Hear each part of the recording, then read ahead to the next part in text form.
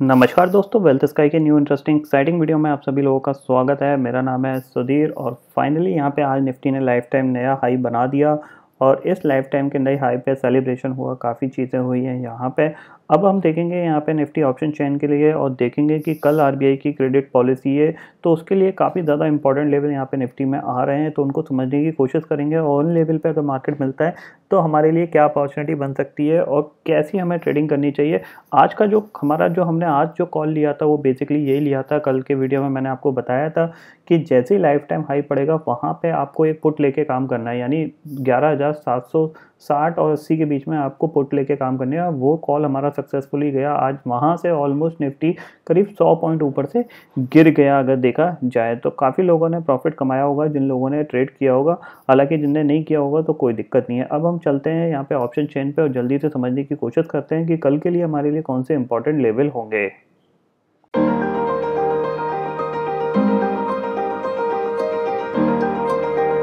तो फाइनली दोस्तों मैं आ गया हूँ एनएससी की वेबसाइट पे, जहाँ पे हम समझने की कोशिश करेंगे कि कल के लिए हमारे लिए कौन से इंपॉर्टेंट लेवल हैं और किस लेवल पे आके हमें ट्रेड करना चाहिए। तो जल्दी से इसको स्टार्ट करते हैं और सबसे पहले क्लोजिंग की बात करते हैं। देखिए 11,643 पे यहाँ पे क्लोजिंग आई है और 11,700 का साथ यहाँ पे छोड़ दिया निफ्टी ने आज लाइफ टाइम हाई बनाने के बाद। और ऊपर से देखा जाए तो ऑलमोस्ट यहाँ पे जो हाई था वो 11,761 का था और वहाँ से अगर इसको देखा जाए तो 120 पॉइंट निफ्टी ने गवाए। तो हम देखते हैं यहाँ पे 11,700 से स्टार्ट करेंगे और कल एक्सपायरी भी है, तो सबसे इंपॉर्टेंट चीज़ है कि एक्सपायरी किस लेवल पे हो सकती है। तो यहाँ पे कल एक्सपायरी और क्रेडिट पॉलिसी दोनों हैं, तो यहाँ पे वही चीज़ हमें दिख रही है। यहाँ पे डाटा में देखिए 11,700 की जो पुट है वहाँ पे सिर्फ 7,61,000 का ओपन इंटरेस्ट रह गया है। वहीं इसके कंपैरिजन में किया जाए 11,700 की जो कॉल है वहाँ पे देखिए कितनी तेज़ी से ओपन इंटरेस्ट बढ़ा है।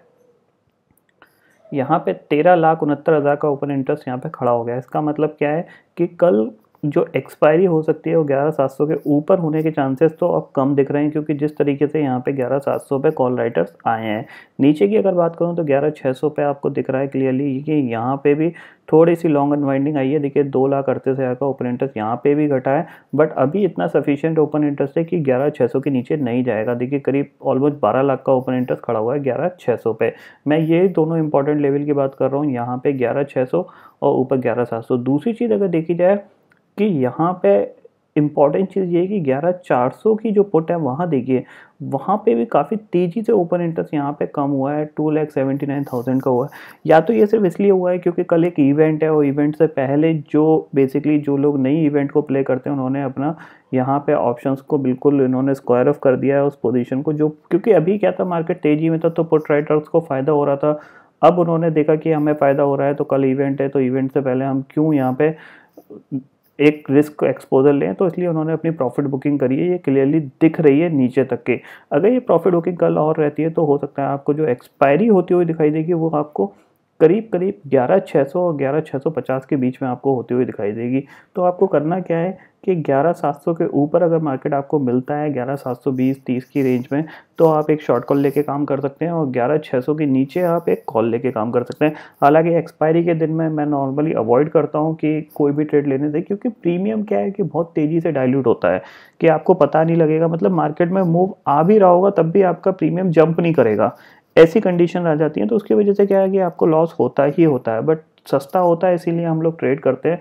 बट आपके लिए इंपॉर्टेंट चीज़ यही है कि एक्सपायरी आपको करीब 11,650 और 11,600 के बीच में होती हुई दिखाई दे सकती है कल के दिन में as per the data. But अब आफ्टर द मार्केट जब मार्केट में ट्रेडिंग हो रही होती है उस टाइम डाटा कैसा बन रहा होता है, तो वो करीब 12 बजे के बाद आप देख लीजिएगा, उससे आपको अंदाज़ा मिल जाएगा कि एक्सपायरी किस लेवल पे हो सकती है।